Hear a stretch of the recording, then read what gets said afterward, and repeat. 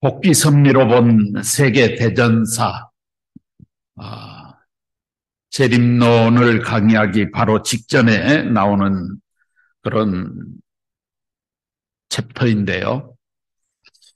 아마도 우리 식구님들이 이 세계대전사를 따로 떼어서 이렇게 강의를 듣는 경우는 거의 없었으리라고 생각을 합니다.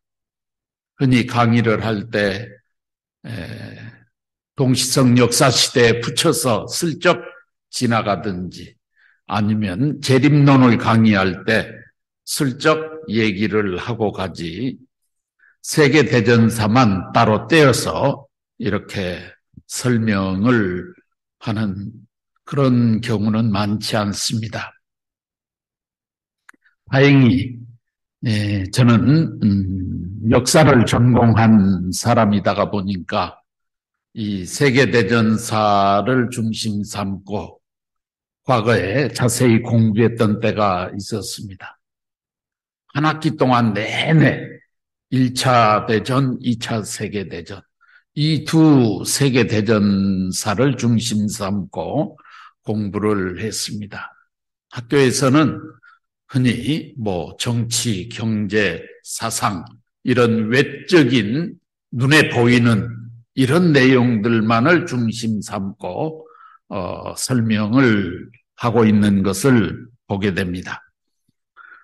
그러나 원리에서는 이 세계대전사를 외적으로 나타난 그 결과만 놓고 설명을 하는 것이 아니라 우리 눈에 보이지 않는 내적인 하나님의 섭리사 가운데서 세계대전이 일어날 수밖에 없었던 이유와 그 과정, 그리고 그 결과가 어떤 결과를 낳게 되었는가 하는 내용을 설명하지요.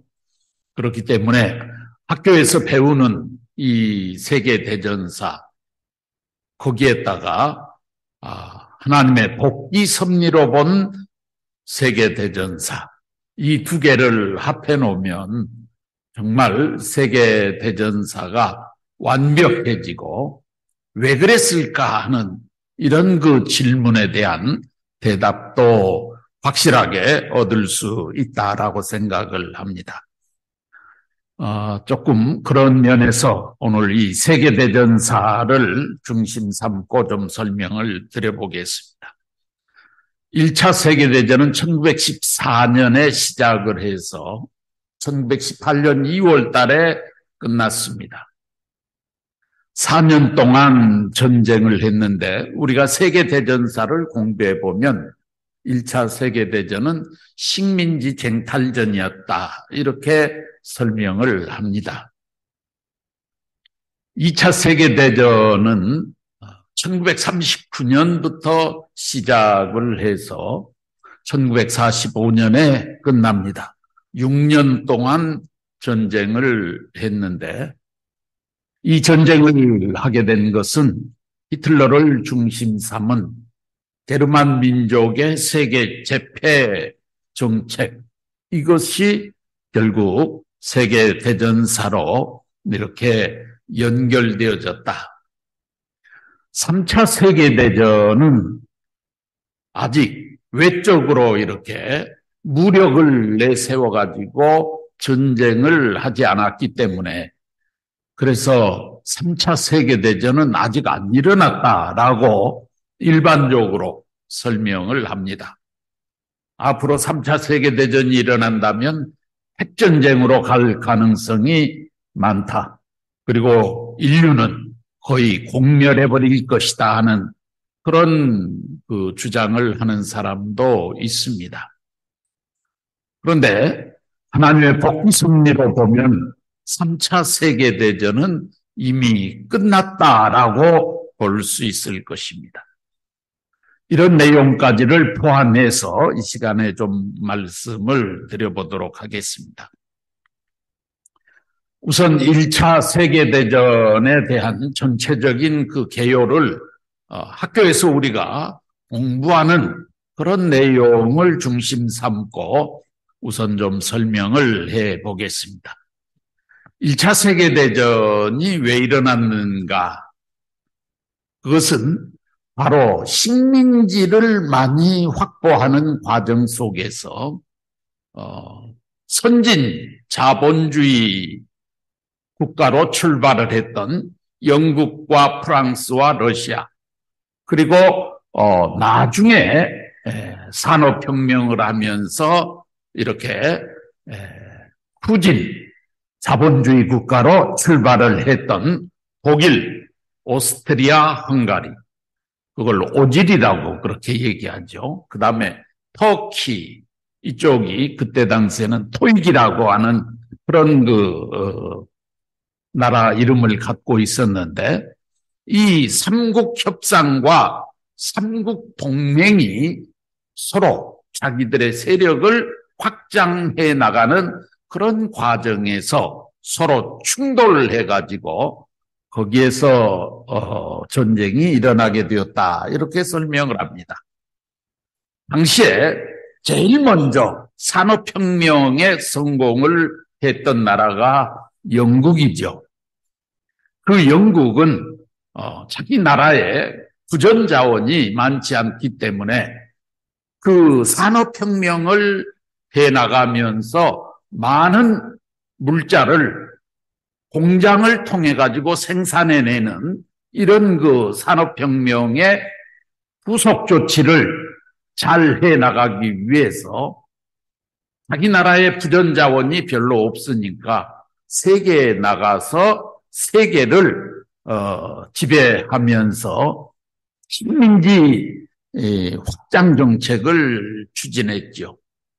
그 식민지 확장 정책은 우리가 잘 아는 소위 해치지 않는 나라, 대영 제국, 이런 그 명칭에 걸맞을 만큼 전 세계에 나가서 영국 같은 나라는 해양, 배를 중심 삼고 제패하면서 전 세계에 나가서 식민지를 획득해가지고 그 많은 식민지들로부터 많은 그런 자원을, 원자재를 거기에서 이렇게 끌고 와가지고, 그래서 자기 나라에서 물건을 만들어가지고 그 물건, 생산된 물건을 다시 그 후진 국가에 식민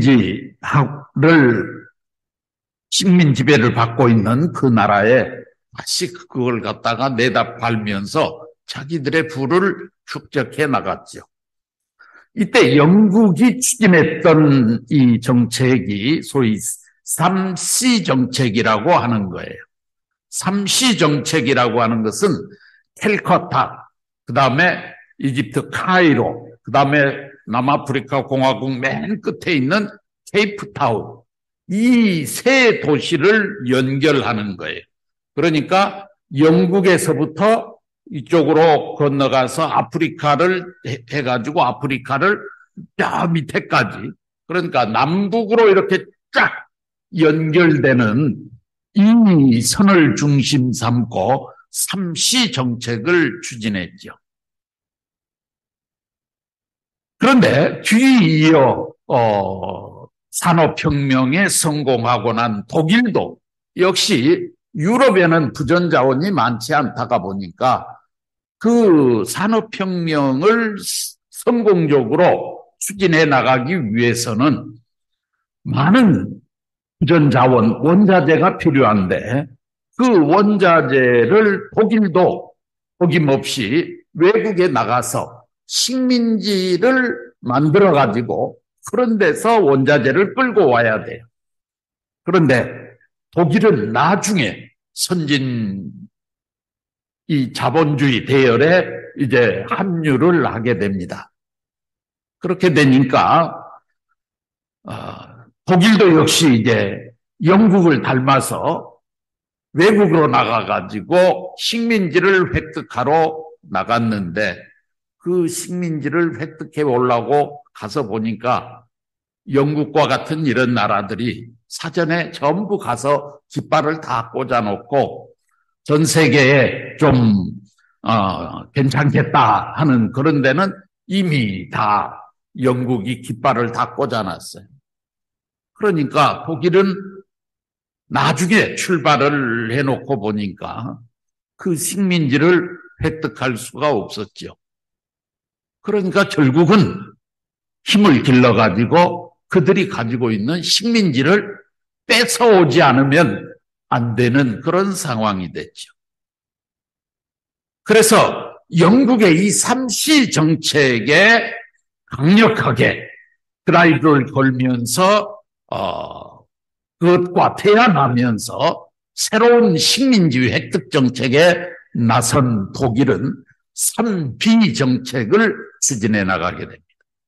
그 3B 정책이 뭐냐 그러면 베를린, 독일의 베를린을 기점으로 하고 그 다음에 비잔티움 그리고 바그다드 이 세 도시를 연결하는 거예요. 그러니까 이 세 도시는 동서로 연결되는 그런 그 라인이에요. 영국의 3C 정책은 남북으로 연결되는 정책이에요. 그러니까 이것이 동서와 남북이 지나가는 과정에서 교차점이 생기겠죠. 그 교차점에서 부딪혀가지고 전쟁이 일어났는데 그것이 어디냐 그러면 바로 사라예보라고 하는 데예요. 세르비아라고 하는 조그마한 나라 사라예보에서 충돌이 생겨가지고 그것을 큰 전쟁으로 세계 전쟁으로 끌고 가지 않아도 될 만한 일이었는데 그런데 이 독일과 영국 소위 자본주의의 이런 그 서로 세계를 제패하려고 하는 그 강력한 욕망과 그 야망을 채우기 위해서 결국은 그것이 세계전쟁으로 비유화되게끔 그렇게 되었습니다. 그 다음에 세 번째 그 1차 세계대전이 일어나게 된 배경을 놓고 보면 소위 러시아를 중심 삼고 슬라브주의, 슬라브 민족, 슬라브계의 이 민족주의하고 독일을 중심 삼은 게르만주의의 이 민족적 충돌, 이것이 바로 1차 세계대전을 가져오게 되었다. 실질적으로 1차 세계대전이 일어나게 된 그것은 1914년도에 오스트리아의 황태자였던 프란츠 공이 세르비아를 방문했다가 공항에서 세르비아 청년 앞에 암살을 당합니다. 그러니까 오스트리아 헝가리라고 하는 이 나라는 상당히 큰 나라예요. 우리가 조금 이렇게 좀 지도를 좀 한번 볼까요?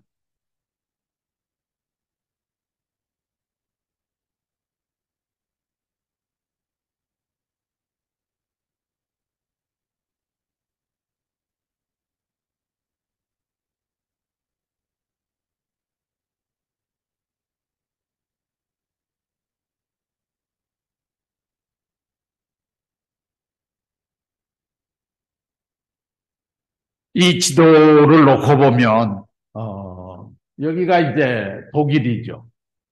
그 다음에 이게 오스트리아 헝가리라고 하는 나라예요. 그리고 이쪽에 있는 게 터키입니다. 그러니까 독일에서 이쪽으로 이렇게 가는 것은 동서로 연결되는 소위 3B 정책에 이 동조하는 이 나라들이 바로 이 노란색, 황토색으로 표시가 되어 있죠. 영국은 여기에 있죠. 이쪽을 거쳐서 여기 아프리카 대륙인데 이쪽으로 내려가는 정책이 3C 정책에 추진되는 소위 캘커타 그리고 또 카이로 그 다음에 케이프타운 이 세 도시를 연결하는 축이죠. 그런데 이 오스트리아 헝가리 여기가 세르비아인데요. 요 조그마한 나라예요. 녹색으로 표시된 곳이 세르비아인데 그 세르비아의 그 사라예보에서 이 오스트리아 헝가리의 황태자 프란츠 공이 암살을 당했어요. 그러니까 얼마나 자존심이 상했겠습니까? 그래서 오스트리아 헝가리가 이 세르비아를 치고 들어갔어요. 침략을 했어요. 그러니까 세르비아가 아주 곤란에 처했어요. 그런데 세르비아는 이상하게 게르만족이 아니라 슬라브 민족으로 구성되어 있는 나라예요. 그러다가 보니까 세르비아가 오스트리아 헝가리가 거대한 나라가 침략을 해오니까 세르비아가 요청을 했던 곳이 어디냐 그러면 슬라브 민족의 맹주는 누구예요? 러시아잖아요. 그러니까 러시아에다가 원조를 요청합니다. 도와달라고. 그러니까 러시아가 여기에 개입을 하기 시작했습니다. 그러니까 오스트리아 헝가리가 혼자서 러시아를 상대로 해가지고 전쟁을 하기가 쉽지 않는 거예요. 그러니까 이번에는 오스트리아 헝가리가 누구를 끌어들이느냐 하면 독일을 같은 동맹이니까 동맹국가니까 독일한테 러시아를 견제해달라고 얘기하는 거예요. 그러니까 러시아가 이번에는 오스트리아 헝가리라는 나라하고 독일이라는 두 나라를 상대해가지고 러시아가 전쟁을 하기가 쉽지 않았어요.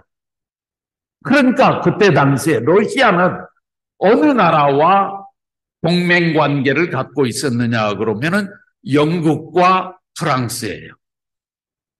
그러니까 독일이 우리를 힘들게 하니까 너희들이 우리를 좀 도와다오. 이렇게 된 거예요.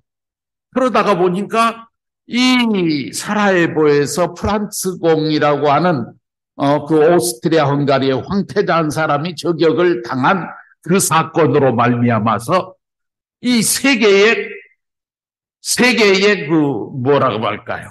운세를 좌지우지할 수 있는 그런 나라들이 6나라가 여기에 휘말려 들어가 버린 거예요. 그래가지고 전쟁이 일어난 것이 1차 세계대전입니다. 그래서 그 경과를 보면 오스트리아가 세르비아를 침공하니까 세르비아는 같은 슬라브족이라고 하는 것 때문에 러시아에 원조를 요청했고 러시아가 거기에 참전을 하니까 이번에는 오스트리아 헝가리가 독일하고의 동맹관계를 중심 삼아가지고 독일을 끌어들임으로 말미암아 독일이 또 그 전쟁에 개입을 하게 되었고 그렇게 되니까 이번에는 러시아가 영국과 프랑스가 서로 삼국 협상을 맺고 있었는데 그 조건을 중심 삼고 영국과 프랑스를 끌어들였어요. 그러니까 이번에는 독일이 야 이거 영국과 프랑스 이건 진짜로 욕심나는 존재예요. 왜냐하면 영국과 프랑스는 선진 자본주의 국가로서 세계의 식민지를 가지고 있는데 그때부터 식민지를 뺏어와야 되겠는데 명분이 없었어. 그런데 이런 명분이 생겼으니까 독일 입장에서는 이판사판인데 한번 부딪혀보자. 그래가지고 이번에는 오스트리아 헝가리 외에 터키라고 하는 토익이라고 하는 이 나라까지 끌어들여가지고 전쟁을 일으킨 것이 이것이 1차 세계대전이 된 것이죠. 자, 이때 독일이 이제 생각을 한 거예요. 독일이 무슨 생각을 했느냐. 독일이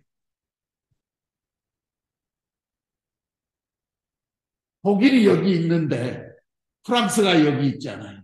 영국이 여기 있잖아요. 러시아가 이쪽에 있잖아요. 그러면 독일이 이 3개국을 전쟁을 하는데 적을 사방에 가지고 있잖아요. 독일은 이 삼국 협상 가운데 완전히 포위되어 있는 거예요. 그렇잖아요. 위치상으로 보면 독일이 여기 있고 프랑스가 여기 있고 영국이 여기 있고 러시아가 여기 있는데 이게 사방에다가 적을 놔두고 독일이 전쟁을 해가지고는 이길 수 없다. 그러면 뭔가 특단의 조치를 독일 입장에서는 해야 되는 거예요. 기가 막힌 전략을 개발해야 됐던 거죠. 그것이 뭐냐 그러면은 독일이 구상했던 것이 쉘펜 플랜이라고 하는 이 구상을 빼낸 거예요. 사실 1차 세계대전과 2차 세계대전을 공부하면서 쉘펜 플랜에 대해서 모르면은 그건 안 되죠. 1차 세계대전 때 독일이 쉘펜 플랜을 가지고 영국과 프랑스와 러시아를 제압해버리려고 계획을 세웠었는데 그게 실패했어요. 그런데 나중에 2차 세계대전 때 독일 히틀러가 똑같이 이 방법을 또 사용해 먹는 거예요. 그러니까 1차 세계대전, 2차 세계대전에 있어서 소위 쉘펜 플랜이라고 하는 이것은 굉장히 중요한 내용이 되는 거예요.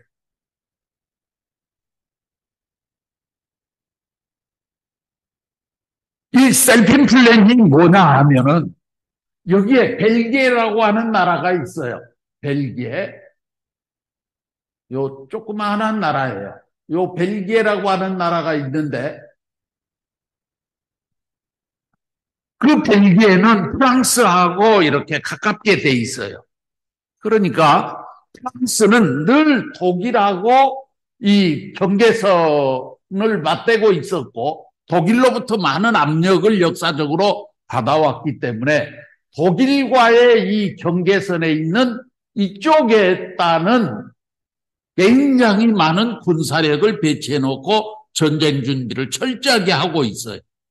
그런데 이쪽에 있는 이 벨기에라고 하는 조그만 나라는 프랑스하고 우방국가니까 그쪽에다는 군사력을 이렇게 배치할 필요가 없잖아요. 이것을 독일이 노린 거예요. 그래서 독일은 프랑스를 치고 들어가야 되겠는데 프랑스를 치고 들어가서 프랑스를 한 달 이내에 굴복을 시켜버리고 여기에다가 여기에 투입되었던 전력을 다시 빼내가지고 이쪽에서 동쪽에서 밀고 들어오는 러시아를 격파해버리면 된다. 이것이 셀펜 플랜이에요. 그런데 그 셀펜 플랜을 통해서 한 달 이내에 이 프랑스와 전쟁을 통해 가지고 절판을 내버리려고 하면 일이 쳐들어가 가지고는 승산이 없어요.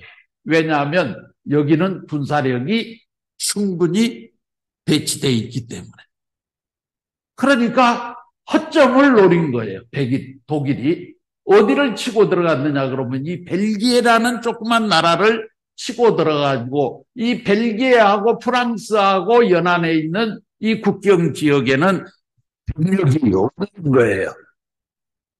그러니까 독일이 이 벨기에를 치고 들어가 가지고 이 허점을 노려가지고 프랑스를 한 달 안에 굴복시키고 적어도 이 러시아에서 군대를 이끌고 독일을 향해서 쳐들어오려면 적어도 3개월은 걸린다. 군대를 소집해가지고 독일까지 밀고 오는데 거리상으로 몰고 모스크바가 여기 있기 때문에 여기서부터 독일까지 오는데 3개월은 걸린다. 그러니까 3개월 안에 한 달 안에 프랑스를 쳐가지고 일단 격파를 해버리고 그리고 그 프랑스에 투입되었던 청해 부대를 다시 끌고 동부전선에다가 배치를 해서 남아하는 러시아 세력을 격파하면 승산이 있다. 이것이 독일이 세웠던 셀펜 플랜이라고 하는 것이죠. 그래가지고 이 셀펜 플랜을 중심 삼고 독일이 이번에는 벨기에를 치고 들어가니까 그러면서 프랑스를 공격하니까 프랑스가 위기에 처하게 되고 그렇게 되니까 프랑스가 영국에게 우리하고 같이 협상을 했으니까 우리를 도와달라라고 얘기를 하는 것입니다. 그래서 영국과 프랑스가 이제 독일 전쟁에 참전을 하게 된 것이죠.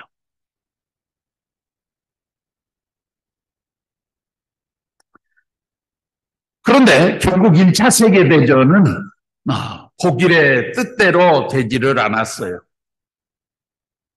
그래가지고 프랑스의 그 반격이 또 그렇게 만만하지 않았단 말이에요.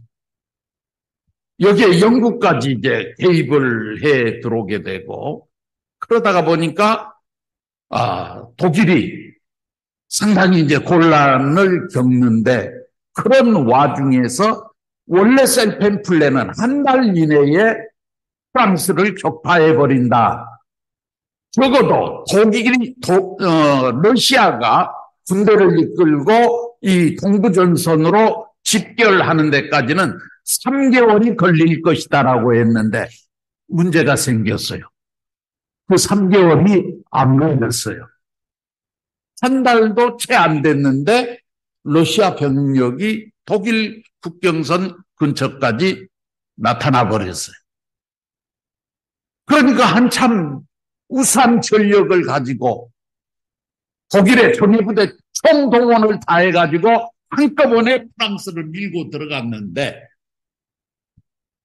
한 달 안에 프랑스를 점령하지 못하고 있는 그런 와중에서 3개월 후에 올 것이라고 생각했던 러시아 병력이 한 달 만에 독일 국경선 쪽으로 들어오는 거예요. 그러니까 독일이 이게 큰일 났거든. 그러니까 프랑스 쪽에 나가 있던 병력의 절반을 잘라내가지고 그래가지고 동부전선에다 러시아를 방어하기 위해서 전쟁을 준비를 한 거예요. 그러니까 독일의 그 압도적으로 우수한 병력을 가지고 프랑스를 침략해 들어갔는데 벨기에를 통해 가지고 그렇게 밀고 들어갔는데 이게 다 정리가 되기도 전에 동부전선에서 러시아 병력이 나타나니까 독일 군대 반을 띄어가지고 이쪽에 갔다가 막아야 됐단 말이에요. 그렇게 되니까 프랑스로 나가 있던 그 병력의 절반이 없어졌잖아요. 그러니까 이제 프랑스가 견딜만 한 거예요. 그래서 그때서부터 이제 전쟁이 서로 균형이 맞아버린 거예요. 균형이 맞아지니까 더군다나 이 프랑스 저쪽 지역은 그쪽 독일하고 경계한 그쪽 지역은 주로 평야지대예요. 어디 숨을 데가 없어요. 그러니까 전쟁을 하면 어디 은신처가 없기 때문에 참호를 파놓고 구덩이 속에 들어가서 숨었다가 전쟁을 해야 돼. 상대방이 밀고 오면은 그 참호 속에서 눈만 내놓고 총을 쏘아야 되는 그런 상황이 된 거죠. 그러다가 보니까 이게 이제 시간을 많이 끌게 됐어요.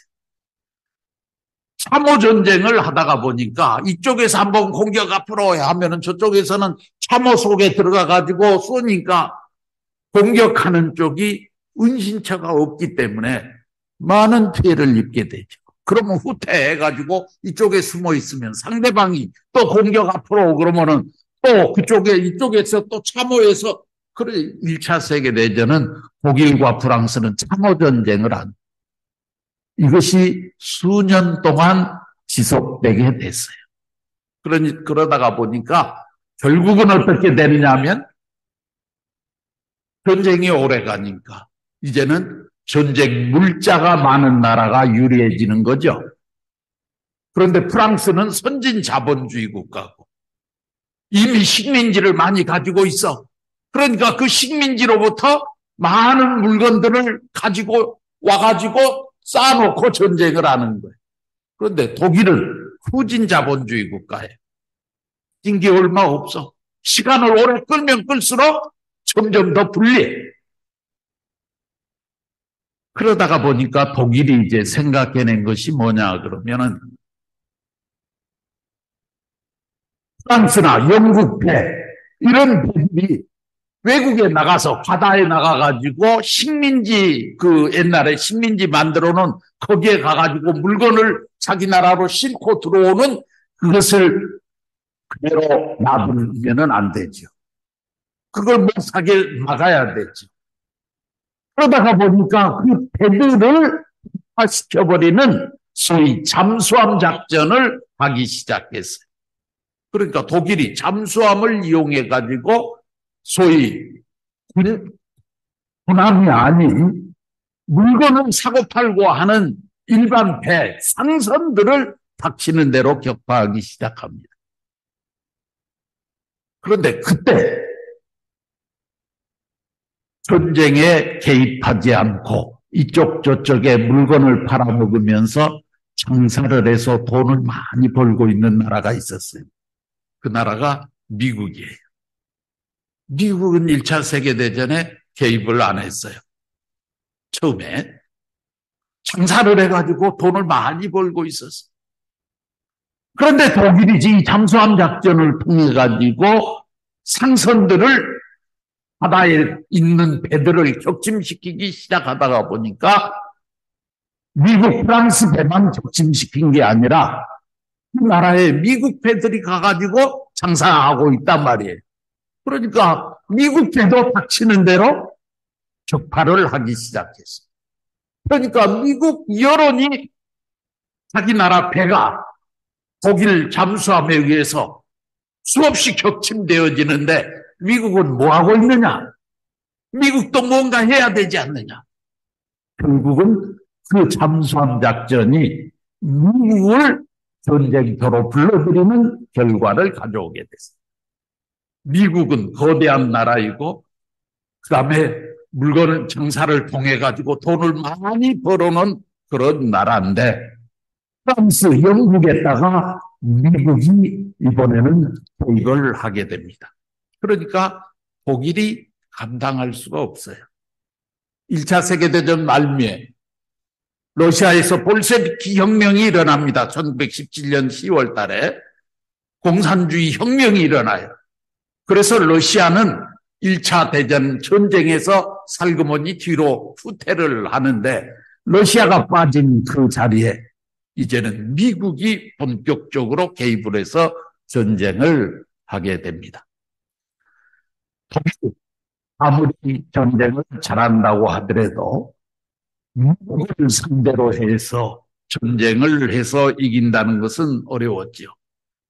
거기에다가 참호전쟁을 하면서 정말 또 그때가 마침 우기가 찾아와가지고 비가 많이 오는데 독일 병력들은 먹을 것이 없어요, 이제.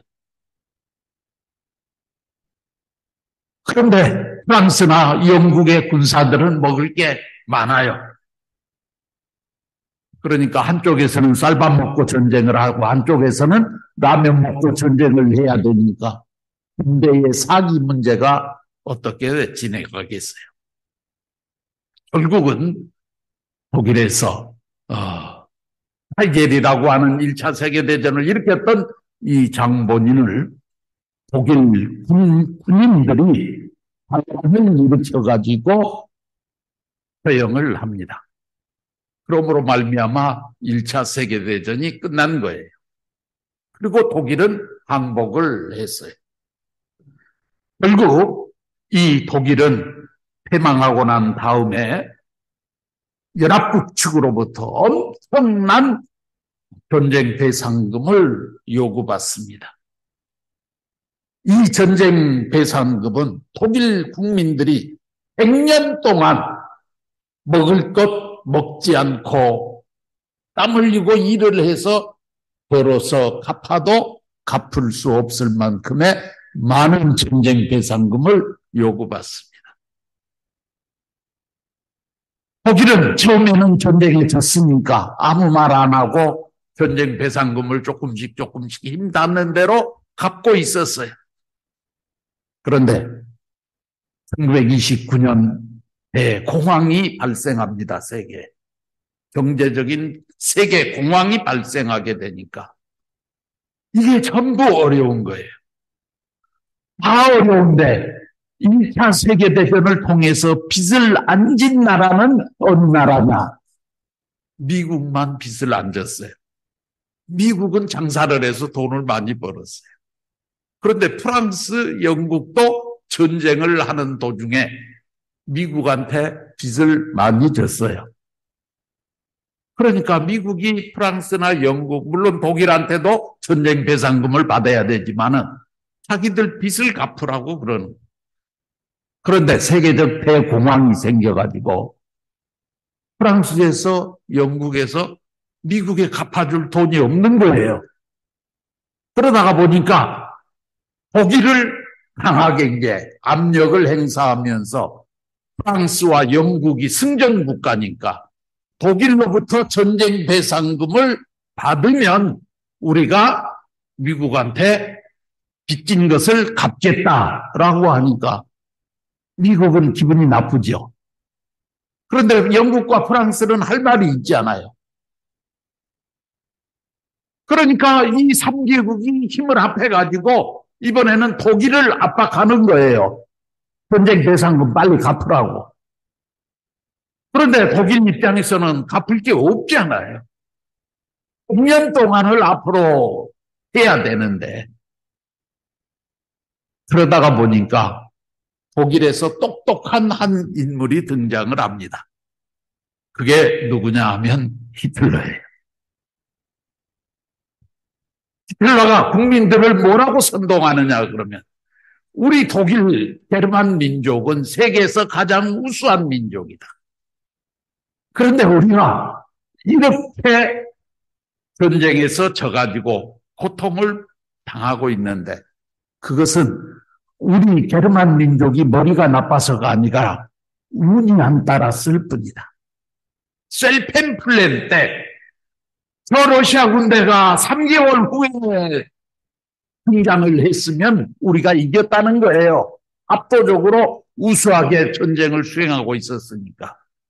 그런데 러시아 군대가 한 달 만에 동부전선에 나타나는 바람에 병력을 둘로 쪼개다가 보니까 전쟁이 장기전이 되었고 그래서 우리가 이렇게 당하는데 독일 국민들이요.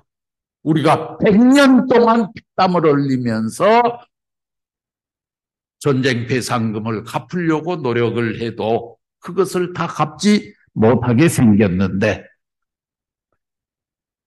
똑똑한 백성이라면 전쟁 배상금을 갚지 말고 그것을 모아가지고 다시 전쟁 준비를 해서 다시 전쟁을 하자 한번. 다시 해가지고 그 전쟁에서 우리가 이기면 전쟁 배상금 갚을 필요도 없고 거꾸로 이제 우리가 그들 앞에 돈을 받아와야 돼. 그러니까 독일 국민들이요, 단결합시다.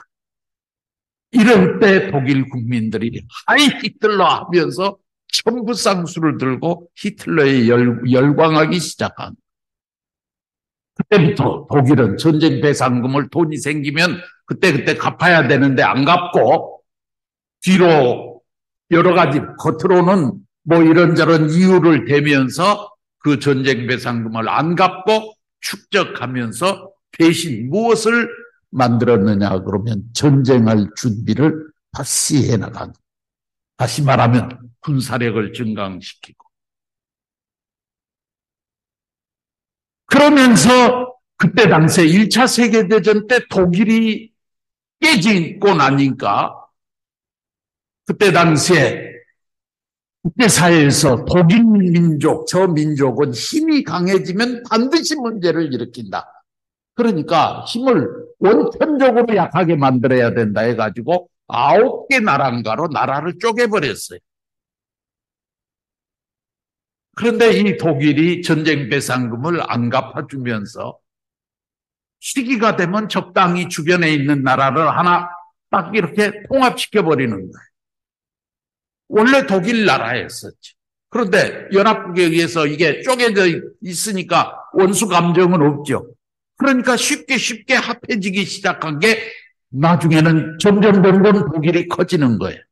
그러니까 프랑스와 영국은 독일에 대해서 자꾸 이제 제재를 가는 거죠. 전쟁 배상금 빨리 내라. 그리고 왜 옆에 있는 나라들을 통합시켜 나가느냐. 이런 걸 가지고 시비를 걸지만 독일은 적당히 변명을 하면서 이리 빠지고 저리 빠지면서 나라들을 다시 또 통합시키고 해가지고 1939년 무렵이 되면은 전쟁 준비를 어느 정도 완료해놓고 나라도 옛날 나라의 모습으로 다시 복원하는데 성공을 합니다. 이때 영국과 프랑스가 독일을 강력하게 제재하지 못했던 이유는 자기들 포가 석자에 자기들도 빚을 갚아야 돼. 미국한테. 그리고 자기들도 대공황의 그 어려움 속에서 간신히 버티면서 살아가고 있는 그런 상황 속에서 독일 저 멀리 있는 다른 나라까지 신경을 써서 이래라 저래라 하기에는 자기들이 너무나도 자기 코가 석자인 거예요. 영국과 프랑스가. 이 사이를 틈타가지고 히틀러를 중심 삼고 다시 뭉쳐진 거. 그래가지고 다시 셀펜플랜에서 추진했던 그 전략을 가지고 그대로 다시 2차 세계대전을 일으킨 거. 이것이 바로 2차 세계대전인 것이죠. 자, 2차 세계대전에 이번에는 이제 아시아 쪽에 있었던 일본이 여기에 개입을 하게 됩니다. 그렇게 해서 세계전쟁이 일어나게 되는데 일단 1차 세계대전과 2차 세계대전이 일어나게 된 그 배경과 그 과정에 대한 부분을 간단하게 먼저 설명을 드렸습니다.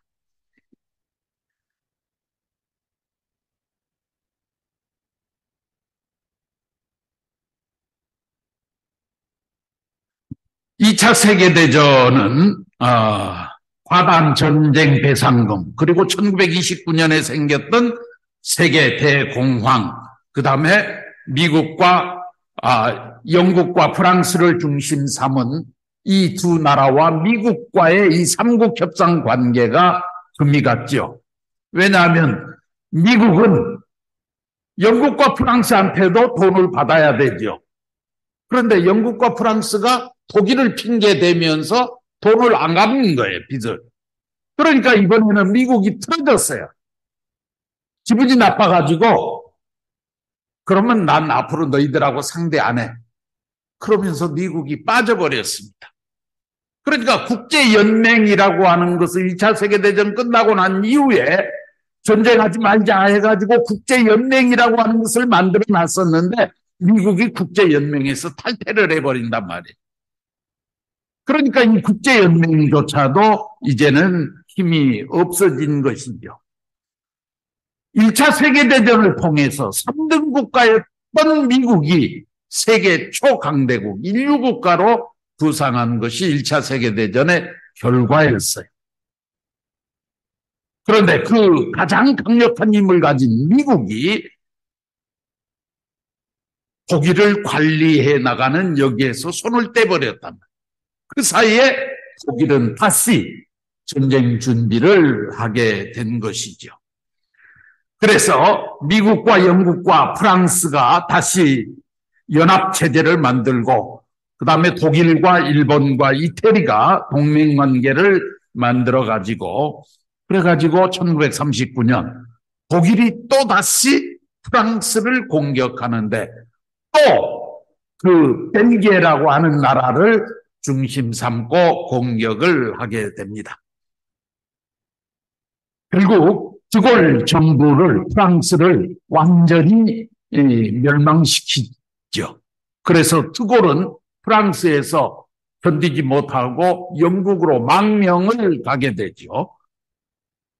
그래서 프랑스에다가 2차 세계대전 때는 이번에 독일이 1차 세계대전 때는 러시아가 한 달 만에 내려오는 바람에, 그래서 군대를 둘러 쪼개는 바람에, 그래서 어려웠는데 2차 세계대전 때는 그 경험이 있으니까 치밀하게 준비를 해가지고 한 달 만에 프랑스를 점령해버렸다 그 말입니다.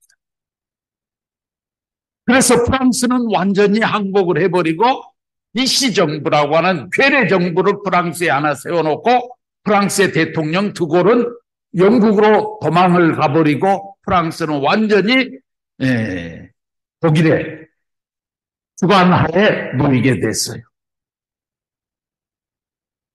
그래서 이 프랑스로 나갔던 독일의 정예 병력을 다시 이끌고 이번에는 독일이 러시아를 침략해 들어가는 거예요. 소련을. 그런데 러시아를 공격해 들어가다가 뜻하지 않는 폭격을 만나게 됩니다. 스탈린그라드라고 하는 그 지역이 있는데 그 지역에 갔을 때 너무너무 날씨가 추운 거예요. 한겨울에. 그러다가 보니까는 완전히 독일의 그 차량들이 탱크 뭐 이런 것들이 다 얼어버렸어요. 그런데다가 이 러시아의 유명한 장군 주코프 장군이라고 하는 사람 앞에 러시아의 최정예 부대 여기 300만이라고 했는데 30만 명의 그 정예 병력이 완전히 다 전멸당해 버립니다. 그러니까 러시아를 침략해 들어갔던 독일 군대가 완전히 발이 묶여가지고 주코프 장군 앞에 완전히 망해버린 거예요. 그때 생겨난 유명한 말이 무슨 말이냐 그러면 봉장군이라는 말이 생겨났어요. 이 추위가 영하 30도 40도 내려가 버리니까 독일은 그런 기후를 경험한 수 있는 그런 나라가 아니거든요. 그런데 이 스탈린그라드 쪽에서 완전히 발이 묶여가지고 병력이 움직이지를 못하는 거예요. 거기에 주코프 장군 앞에 독일에서 세계 명성을 떨쳤던 그런 30만의 정예부대가 다 몰살을 당하게 됩니다. 일본은 아시아에서 한국을 집어먹고 만주사변을 일으키고 중국 중일전쟁을 일으키면서 승승장구합니다. 베트남, 라오스, 캄보디아, 인도네시아 이 태평양 연안에 있는 나라들을 전부 다 석권합니다. 그럴 때에 결국 중국에서 중국 본토를 지배하고 있었던 장개석 총통이 대만으로 쫓겨가는 그런 신세가 되면서 미국에게 도움을 요청합니다. 이때 미국은 일본에게 중국에서 철수를 해라. 그리고 너희 나라로 돌아가라. 라고 얘기를 합니다. 그런데 일본은 세계가 다소나게 이제 눈앞에 왔는데 미국의 말을 들을 리가 없잖아요. 그러니까 미국에서 이번에는 너희들 만약에 그렇게 하면 우리가 너희 앞에 기름을 안 팔겠다. 그때 당시에 일본이 사용하고 있는 기름 97%는 미국에서 수입을 하고 있었어요. 그런데 미국이 기름을 안 주겠다고 그러면 일본은 더 이상 전쟁을 할 수가 없어요. 그러니까 일본도 이제 고민에 빠진 거예요. 그래서 일본이 최종적으로 결정을 한 것이 중국과 이 다 먹었던 아시아를 송두리째 내놓을 것이냐 아니면 미국의 말을 들을 것이냐 그 갈림길에 섰는데 그때 일본 군벌들이 택할 수 있었던 것은 미국과 한바탕 전쟁을 하자. 우리는 사망의 군대는 절대 무적이다. 그렇게 생각하면서 미국과 전쟁을 시작합니다. 그런데 일본이 파악했던 것은 미국의 중요한 그런 항공모함이나 이 이 병력이 하와이에 있는 진주만에 전부 정박을 하고 있다고 하는 그런 정보를 갖고 있었어요. 그러니까 저 하와이에 있는 진주만만 폭격을 해가지고 미국이 손을 쓰기도 전에 우리가 완전 석권을 해버리면 세계 아무리 강한 미국이라도 우리 앞에 굴복할 수밖에 없겠지. 이렇게 생각하면서 일본은 미국과의 전쟁을 준비했어요. 그래서 태평양 전쟁을 일으키게 되고 일본이 가지고 있던 모든 항공모함들을 총동원해가지고 미국한테 선전포고를 하지 않고 그 항공모함들이 전부 진주만 상공 위에 떠가지고 폭격할 그 명령만 기다리고 준비하는 그 순간까지 미국에게 일본은 선전포고를 안 했어요. 그러니까 미국은 일본하고 전쟁을 하는 나라가 아니잖아요. 선전포고를 안 했으니까. 그런데 일본은 그것을 준비했어요. 그 작전명이 뭐냐 그러면 도라라고 하는 전쟁 작전명이에요. 이 작전은 뭐냐 그러면 미국이 선전포고를 해놓고 전쟁을 시작하면 미국이 다 준비를 해가지고 응전할 수 있기 때문에 그 기회를 안 주자는 거예요. 그렇다고 해서 일본이 불법적으로 침략을 하게 되면 그건 또 국제사회로부터 비난을 받을 일이죠. 그러니까 준비를 했는데 이 도라 작전이 뭐냐 그러면 일본 항공모함들이 진주만 상공에서 폭격 준비를 다 끝냈다. 끝내놓은 그 시점에서 일본에서 미국 대통령에게 전쟁 선전포고문을 받아서 미국 대통령이 일본이 우리한테 전쟁 선전포고를 했네. 우리도 전쟁해야 되겠네. 하는 그 순간에 하와이에서는 폭탄이 비오듯 퍼부어가지고 미국의 항공모함들을 폭포화시켜버려요. 이게 일본의 태평양 전쟁의 작전이었어요.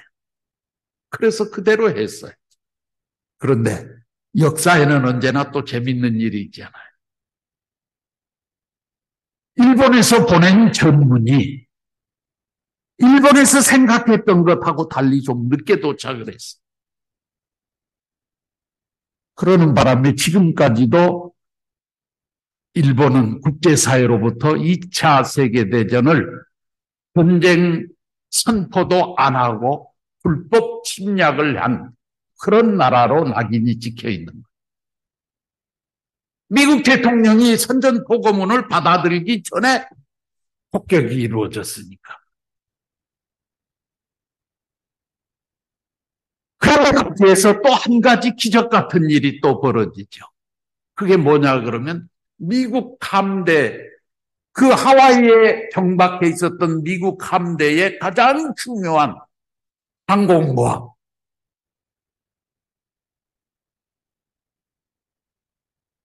제7함대 항공모함을 미국의 마샬 제독이 훈련을 시키느라고 인도양으로 해가지고 인도양 쪽으로 제7함대가 이동해가고 있다는 사실을 일본에서는 몰랐어요. 제7함대가 전부 거기 있는 줄 알았죠. 그래서 다 폭격을 했는데 나중에 보니까 7함대가 없는 거예요. 이게 마샬 장군이 인도양 쪽으로 7함대로 훈련시키느라고 빼돌린 것을 몰랐다고 말이에요.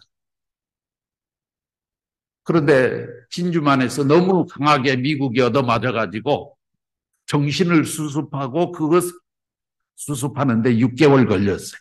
이 6개월 동안은 태평양 섬에 미국의 항공모함은 전혀 안 나타나요. 그러니까 일본은 그 사이에 완전히 태평양을 자기 집 안방처럼 다 장악해버렸어요. 그러면서 전쟁을 하고 있는데 6개월이 지나니까 미국이 대단한 나라예요. 진주만에서 부셔졌던 배들을 다시 다 수리해가지고 다시 모습을 드러낸 거예요. 6개월 후에. 그러니까 이제는 태평양상에서 미국의 함대하고 일본 함대가 전쟁을 안 할 수 없죠. 그런데 여기에 하늘이 또 일본 편을 들어주지 않았어요. 일본 본토에서 일본 항공모함들 앞에 보내는 전쟁의 암호문을 미국 쪽에서 그것을 받아가지고 해독하는 데 성공을 합니다. 그래서 일본 항공모함들을 본토에서 전령을 보내는 것처럼 미국에서 암호문을 일본 항공모함들 앞에 보내는 거예요. 그래가지고 태평양상에 있는 항공모함, 일본 항공모함들을 전부 어디로 모이도록 유도를 했느냐 하면은 미드웨이라고 하는 그 해역으로 전부 집결하도록 그렇게 전문을 발송했어요.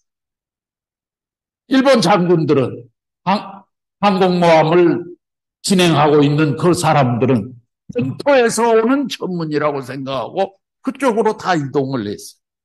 그런데 연합국의 모든 항공모함들이 미드웨이에서 포진을 해놓고 그들을 기다리고 있었어요.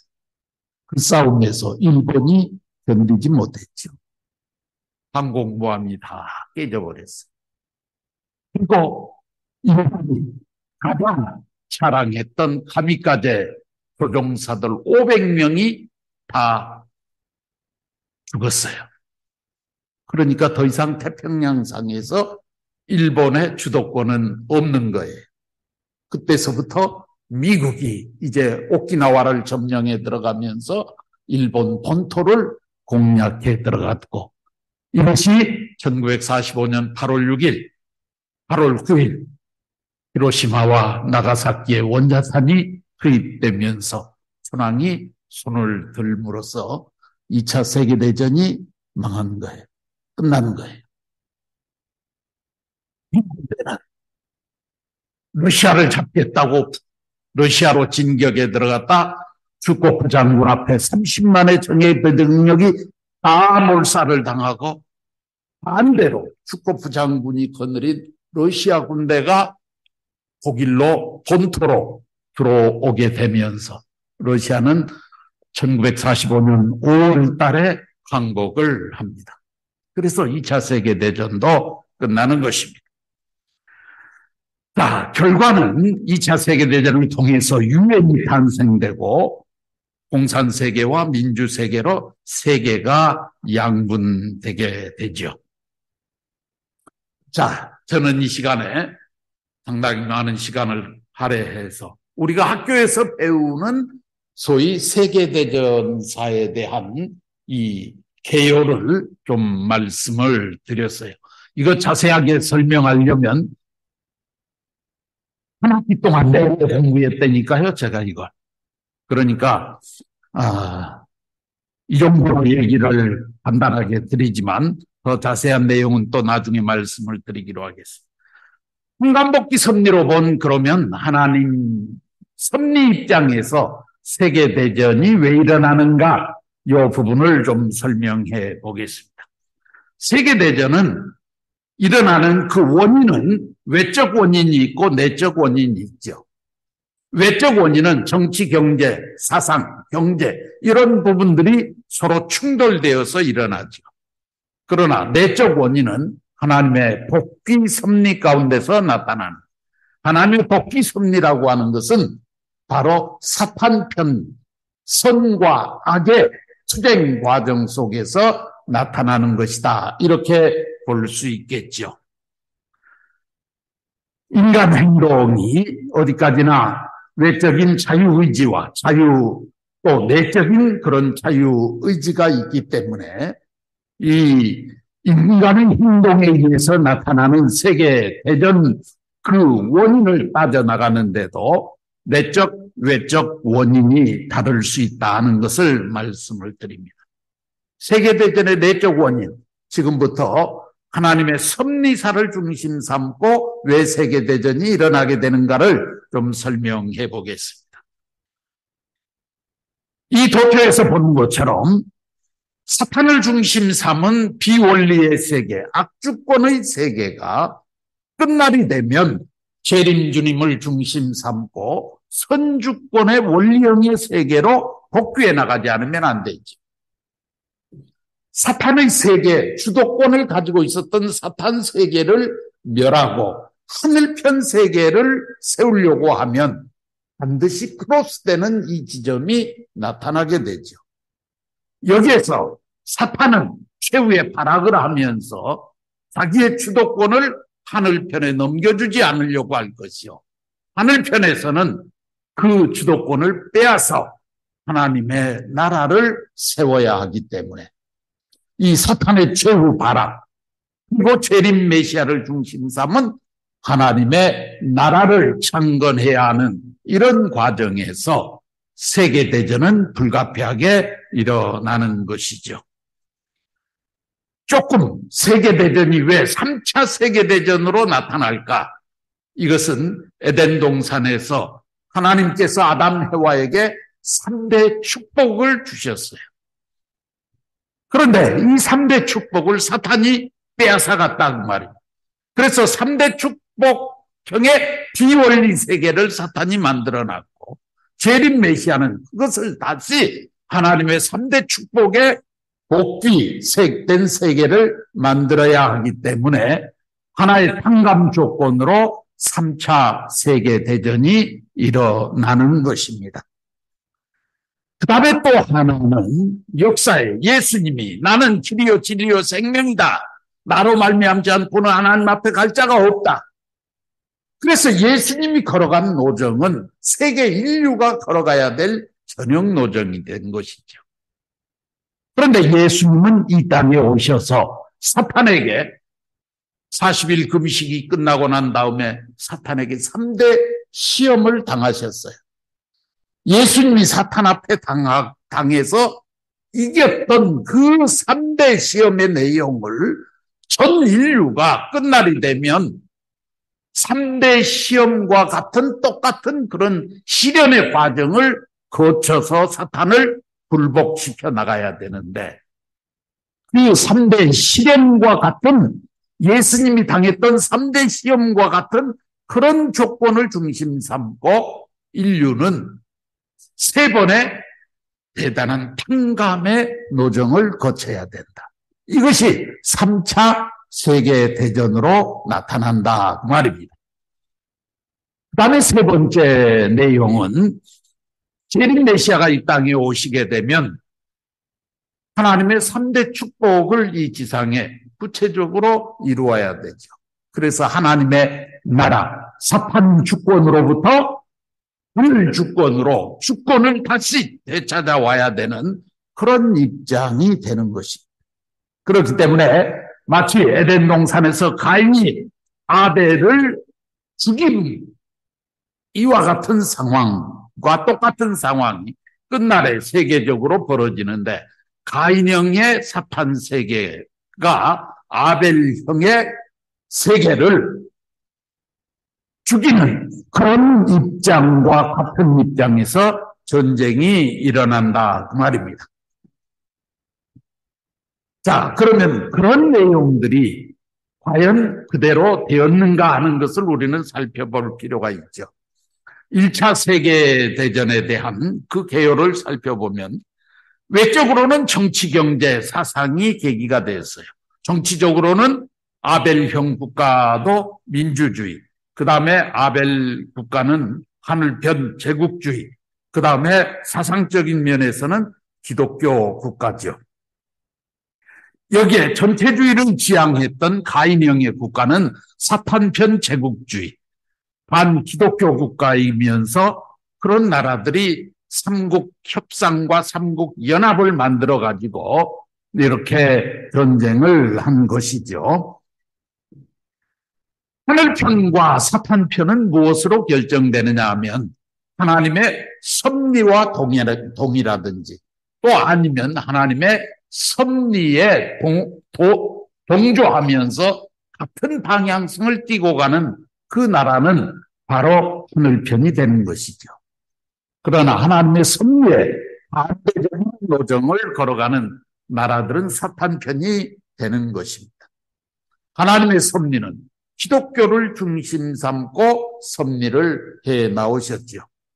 그렇기 때문에 이 기독교의 사상을 중심 삼고 하나님이 원하는 하나님의 나라와 직접적으로 연결되는 하나님을 인정하는 그런 하나님의 섭리 앞에 같이 보조를 맞추어 나가고 있는 나라들은 하늘편이 되는 것입니다. 그런 입장에서 미국과 영국과 프랑스와 러시아라고 하는 이런 나라들은 전부 종교를 인정하고 그리고 기독교의 중심 국가들이었죠. 그런데 독일이나 오질이나 터키 같은 이런 나라들은 결국 게르만 민족의 우월성을 내세우면서 기독교를 박해하고 하나님의 뜻을 거역하는 그런 노정을 걷고 있었기 때문에 이들은 사탄 편 국가가 되는 것입니다. 1차 세계대전은 아까 말씀드린 것처럼 칼제를 중심 삼고 게르만 민족주의 그것을 바탕으로 해서 세계를 제패하려고 했던 그런 무리들이 일으킨 전쟁이 1차 세계대전인 것입니다. 결국 하나님의 3대 축복 복귀에 소생적인 그런 탕감 조건을 세우는 그런 입장에서 인류는 고통과 아픔을 당하면서 1차 세계대전을 당하게 된 것이죠. 1차 세계대전을 통해서 약 900만 명 이상의 사람들이 사망을 하게 되어졌습니다. 그 다음에 또 1차 세계대전은 예수님의 첫째 시험을 세계적으로 넘는 그런 하나의 조건으로서 1차 세계대전을 거치게 된 것입니다. 그렇기 때문에 하나님의 나라를 만들기 위해서는 땅이 필요하고 국민이 필요하고 주권이 필요한데 재림주가 탄생할 수 있는 땅을 찾는 그런 싸움이 세계적으로 벌어진 것이죠. 그렇기 때문에 외적으로 볼 때도 땅 뺏는 싸움이에요. 식민지 쟁탈전, 이것이 1차 세계대전의 직접적인 원인이 되었었는데 왜 땅을 뺏어야 되느냐 하면 재림 메시아가 이 땅에 와서 하나님의 뜻을 이루려면 땅이 필요하죠. 하늘편 땅이 필요해요. 그렇기 때문에 1차 세계대전은 땅을 뺏는 전쟁이었고 따라서 땅 수에 해당하는 4년간 전쟁을 하게 됩니다. 1차 세계대전이 왜 4년간 했느냐? 2차 세계대전은 왜 6년간 했느냐? 이렇게 물으면 우리가 학교에서 역사를 배우는 사람들은 대답을 못해요. 그런데 1차 세계대전은 사람을 뺏는 싸움이에요. 1차 세계대전은 땅을 뺏는 싸움이에요. 3차 세계대전은 주권을 뺏는 싸움이에요. 그렇기 때문에 거기에 해당되는 숫자만큼 전쟁을 했다고 말해요. 그런데 사람도 땅도 우리 눈에 보이는 것이죠. 그런데 3차 세계대전에 해당하는 주권이라고 하는 것은 눈에 보이는 존재가 아니에요. 그러니까 1차 세계대전과 2차 세계대전 똑같이 3차 세계대전도 우리 눈에 보이는 무력전쟁으로 갈 것이다. 이렇게 생각하는 것은 잘못된 견해일 수도 있어요. 3차 세계대전은 양상이 다를 수 있다. 1차 세계대전은 땅을 뺏어야 돼요. 그래야 재림주가 와서 하나님의 나라를 세워야 되니까. 그래서 땅수에 해당하는 4년간 전쟁을 했어요. 그래서 1914년부터 1917년까지 18년 2월 달까지 만 4년간 전쟁을 했던 것이죠. 자, 그래서 1차 세계대전을 거치면서 이제 하늘편 세계가 사탄편 세계에 대해서 승리했다. 삼국협상이 삼국동맹을 격파했다. 이겼다. 그러므로 말미암아서 이제 세계를 기독교화할 수 있는 토대가 만들어졌죠. 전 세계 민주주의의 소생적 기대가 만들어지고 주권 복귀에 소생적 기대가 만들어진 것입니다. 땅이 찾아졌기 때문에. 그래서 1차 세계대전을 통해서 하늘편이 승리함으로 말미암아 3대 축복 복귀의 소생적 인물이었던 칼젤이 패망을 합니다. 그리고 재림 메시아가 올 수 있는 터전이 만들어졌어요. 그렇기 때문에 재림주와 같은 그런 입장에서 선택된 사탄편의 인물, 새로운 인물이 등장을 하게 되는 것입니다. 이것이 스탈린을 중심 삼은 소위 공산세계가 출현을 하게 된 것이죠. 1차 세계대전이 끝나면서 공산주의 국가가 이 땅 위에 처음으로 등장을 하게 된 것입니다. 그래서 재림 역사의 소생기가 1차 세계대전이 끝남으로 말미암아 시작되었다는 것을 알 수 있게 됩니다.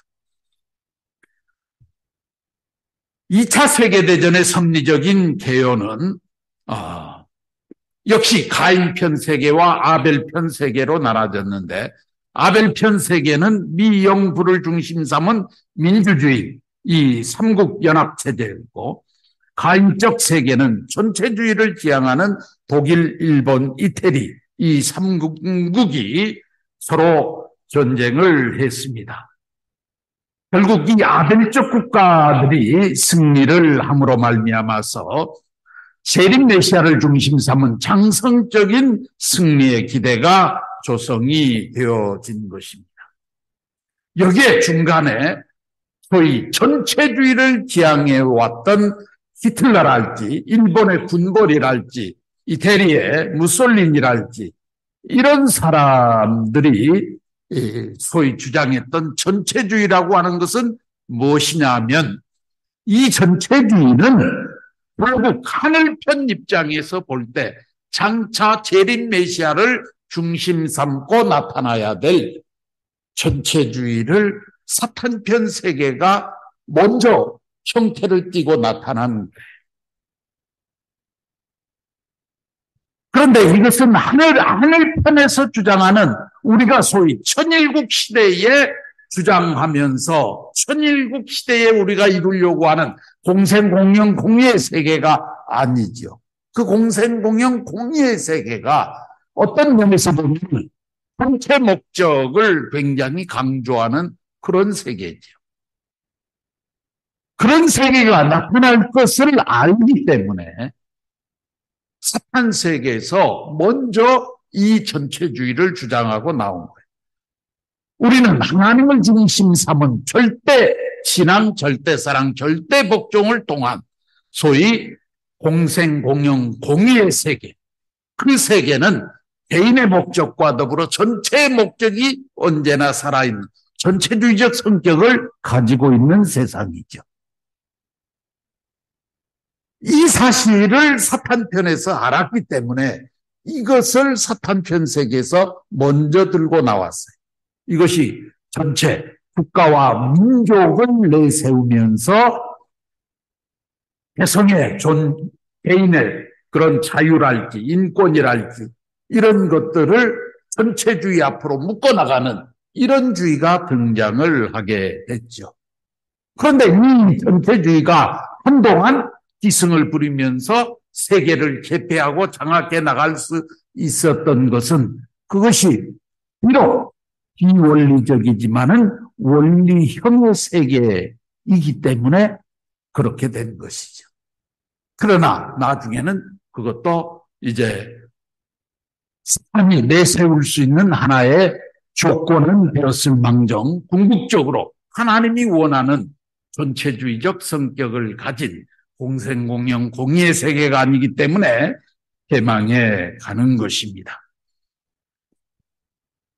2차 세계대전에 있어서 하늘편 국가와 사탄편 국가, 민주주의 기독교 국가죠. 미국, 영국, 프랑스라고 하는 이 나라, 그 다음에 전체주의를 지향해 나가는 반기독교 국가, 독일, 일본, 이태리, 이 나라가 사탄편 국가로 나뉘어서 전쟁을 하게 되었습니다. 결국 하늘편 국가가 승리함으로 말미암아 3대 축복을 복귀한 그런 장성적 조건을 세울 수 있었습니다. 왜 3개국씩 1차 세계대전도 2차 세계대전도 3개국씩 나누어 가지고 전쟁을 했을까? 그것은 바로 아담 해와를 중심 삼고 에덴 동산에서 하나님의 뜻을 이루어 나가는데 아담 해와를 도와서 하나님의 창조 목적을 완성해야 될 또 하나의 존재가 있었죠. 그들이 바로 천사장이었습니다. 그렇기 때문에 천사장, 아담, 해와 이 3존재가 합해서 하나님의 3대 축복 뜻을 이루어야 했는데 그것을 이루지 못했기 때문에 최후로 끝날 하늘편 국가도 3개 국가, 사탄편 국가도 3개 국가, 3개국씩 나누어 가지고 환감 조건을 세워 나가는 것입니다. 그래서 2차 세계대전 때는 히틀러를 중심 삼은 본 게르만주의 그리고 세계 재패 정책을 추진해 나갔는데 이것은 3대 축복의 소위 비원리형의 세계를 장성적으로 세계적으로 확대해 놓은 것이다. 하나님께서 원래 이루려고 했던 이 3대 축복이 완성된 그 세계를 빵은 됐는데 질적인 내용이 다른 것이죠. 이것이 히틀러를 중심 삼은 범 게르만주의와 세계 재패 정책으로 나타났던 것이죠. 또 이 2차 세계대전은 예수님의 두 번째 시험을 세계적으로 넘게 하는 것이죠. 두 번째 시험은 자녀 번식에 대한 것이죠. 둘째 축복도 역시 마찬가지고요. 그렇기 때문에 하늘편 백성을 복귀해 나가는 이런 입장에서의 2차 세계대전. 그래서 자녀, 인간을 찾아오는 하늘나라의 백성을 찾아오는 그런 전쟁이 바로 2차 세계대전이기 때문에 인간 수에 해당하는 6년간 2차 세계대전은 전쟁을 하게 되었던 것입니다. 그리고 주권 복귀에 장성적 기대를 조성한 것입니다. 그래서 2차 세계대전이 끝남으로 말미암아 이제 민주세계와 공산세계 이 두 세계로 세계가 양분되면서 3차 세계대전을 통해서 그들이 하나로 통합될 수 있는 그런 조건을 세워나가는 것이 바로 2차 세계대전의 결과인 것이죠.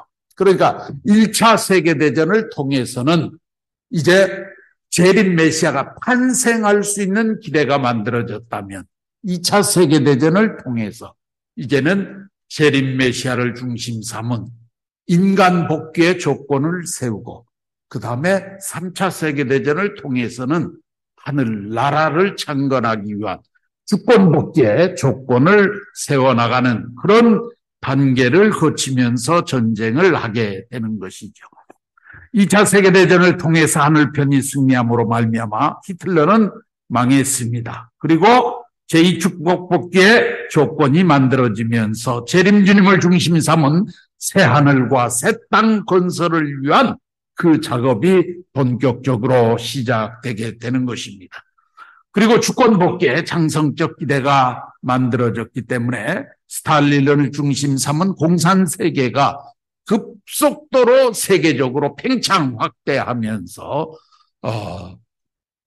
세계 재패 정책을 부르짖고 나오는 것입니다. 결국 그 세계 재패 정책이 공산주의를 멸망의 길로 이끌어내게 될 것입니다. 그리고 재림 역사의 장성기가 이제 시작이 된 것입니다. 그러면 제3차 세계대전은 어떻게 될 것인가? 3차 세계대전은 기필코 일어나게 될 것인가? 일어나야 합니다. 왜 일어나야 하느냐 하면 3대 축복 복귀의 현상으로 보았을 때 3차 세계대전은 어떤 형태로든 반드시 일어나야 되는 것입니다. 1차 세계대전을 통해서 공산세계가 이 땅에 태동을 해가지고 2차 세계대전을 통해서 세계가 민주화 공산세계로 갈라졌다면 3차 세계대전을 통해서 이제 공산주의와 민주주의는 하나의 통일세계로 넘어가야 되기 때문에 통일을 위한 이 싸움 3차 세계대전은 반드시 있어야 되는 것입니다. 그런데 3차 세계대전은 두 가지의 방법이 있을 수 있어요. 인간의 책임 분담 여하에 따라서 하나는 무력으로 1차, 2차 대전 때와 마찬가지 전쟁을 통해서 할 수 있는 방법이 있고 또 하나는 3차 세계대전은 주권을 빼앗는 싸움이기 때문에 무력전을 하지 않고 눈에 보이지 않는 이념과 신념의 싸움, 내적인 주권 복귀의 그런 과정을 거칠 수도 있겠죠.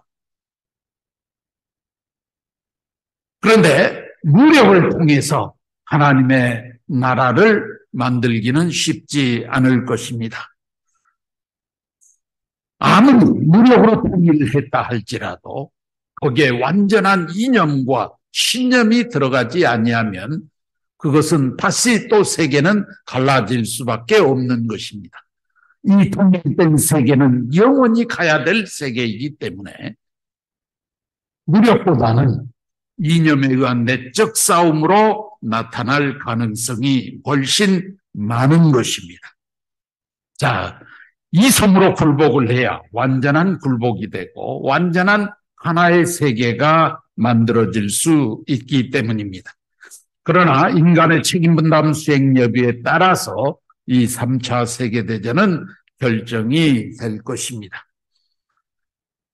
민주화 공산세계 두 세계 가운데 소위 공산세계가 민주세계에 자연 굴복하고 그러므로 말미암아서 세계가 하나의 이상세계를 복귀해 나갈 것입니다.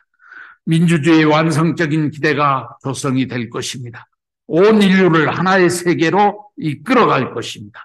그리고 궁극적으로는 에덴 동산에서 사탄에게 내주었던 모든 것을 횡적으로 완전 평간복귀하는 최종적인 싸움이 될 것입니다.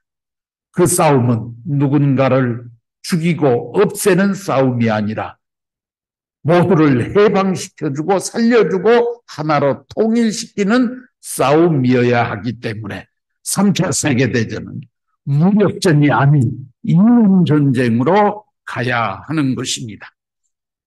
결국 스탈린을 중심 삼은 농민, 어민, 노동자의 태동 단계를 외치고 세계 적화를 추진해 갔던 공산세계가 패망을 하고 이제 3대 축복을 중심 삼은 재림주를 중심 삼은 완성형의 3대 축복형이 이루어진 하나님의 나라가 이 땅 위에 이루어지는 그 하나의 출발점이 바로 3차 세계대전이 될 것입니다.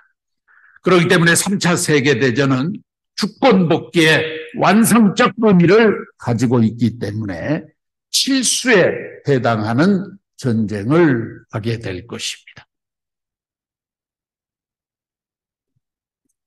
우리는 이런 입장에서 이미 1985년도에 참 부모님을 중심 삼고 공산주의와 소련 제국주의의 멸망을 선언하면서 출발한 그로부터 1992년까지 7년 동안의 공산주의는 최고의 전성 시기를 부과하다가 망해 없어진 그 역사를 우리는 알고 있습니다.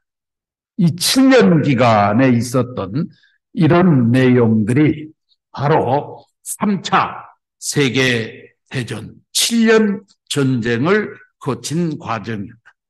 참으로 기적 같은 일은 무력적으로 전쟁을 하지 않고 공산주의가 손을 들었다 하는 것은 참으로 역사의 소중한 그런 내용이 아닐 수 없는 것입니다.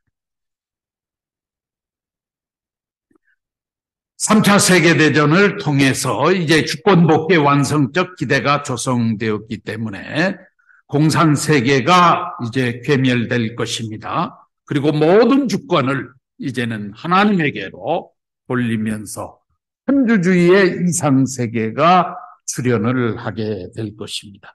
이것이 재림 메시아를 중심 삼고 나타날 공생, 공영, 공의의 세계요. 지상 천국의 세계가 구현될 것입니다. 이러한 세계를 위해서 인류는 3번에 걸친 혹독한 평감노정을 걸었습니다.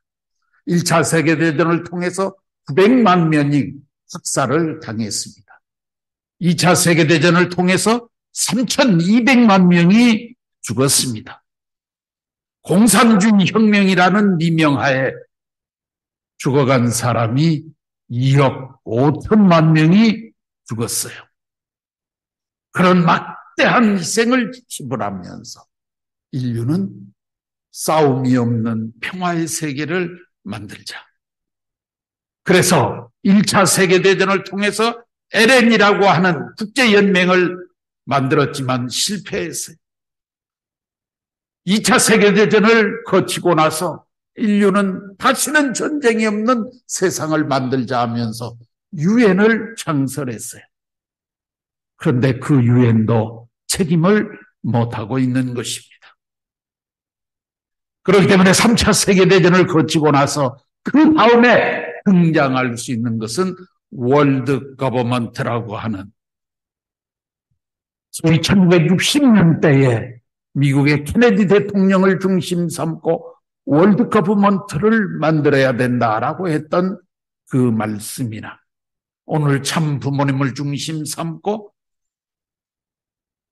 아벨 유엔을 만들어서 유엔을 갱신해서 새로운 유엔으로 만들어 나가야 된다.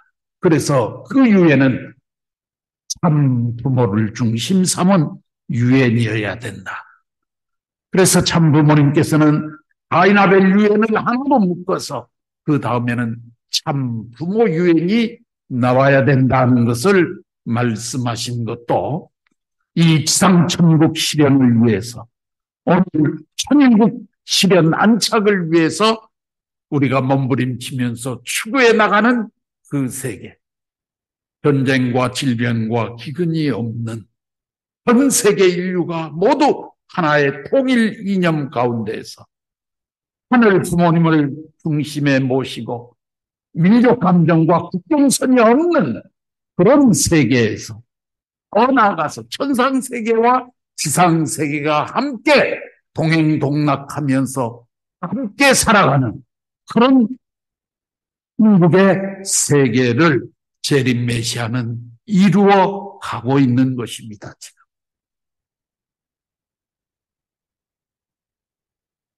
사는 재림 메시아가 추구하는 이 세계를 위해서 지금까지 숨가쁘게 달려왔고 재림 메시아의 현현을 중심 삼고 1차, 2차, 3차 세계대전을 거치면서 오늘에 이르게 되었다 하는 것까지 오늘 말씀을 드립니다.